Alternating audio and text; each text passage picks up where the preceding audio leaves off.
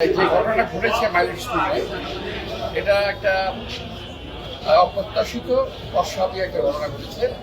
এতগুলো বাচ্চা মারা গেছে, আমরা তাদের মাগফিরাত কামনা করছি আত্মা। আর বিশেষ করে মেরিন চৌধুরী, আমার ডান দিকে একটা বড় ছিল আর ওনার হাজবেন্ড মনসুর সাহেব, আর ছোটো ছোটো আছে, ওর ভাইও আছে। তো আমার সে বলার কোনো ভাষাও একটা নাই। আমি বহুদিন যেমন আমি তাকে দুর্বল করছিলাম, কিন্তু শারীরিক অসুস্থতা বা কোনো কারণে আসতে পারি নাই। তো আজকে ভাবলাম শরীর একটুভাবে আমি আসি। তো এদের আমি জাস্ট বাচ্চাগুলোকে দেখা সিম্পাথি জানানোর কিছু না, এদের বিপদে আপদে যখন প্রয়োজন হবে মনে করে আমাদেরকে আমাদের সাথে ওই জন্য এখানে আসা।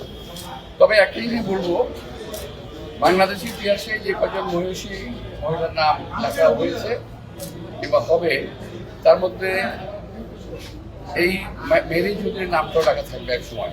কারণ মৃত্যু তো হবে মানুষের, স্বাভাবিকভাবে একটা মৃত্যু হবে, কেউ মৃত্যু বাইরে আমরা না। মেরিন চৌধুরীর মৃত্যুটা হলো একটা বলবেন একটা খুবই গ্লোরিয়াস একটা মৃত্যু। একটা এটা বলা যেতে পারে আত্মদান।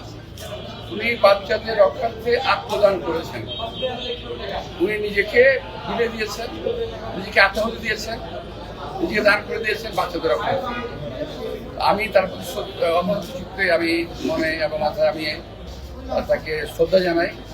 আমি মনে করি বাংলাদেশের ঘরে ঘরে মেয়েরা যদি কোনো অনুকরণ করে বাংলা মেয়েরা এই ধরনের ভাবে এইভাবেই আরও উঠে আসবে, সামনে আসবে। সবাইকে ধন্যবাদ।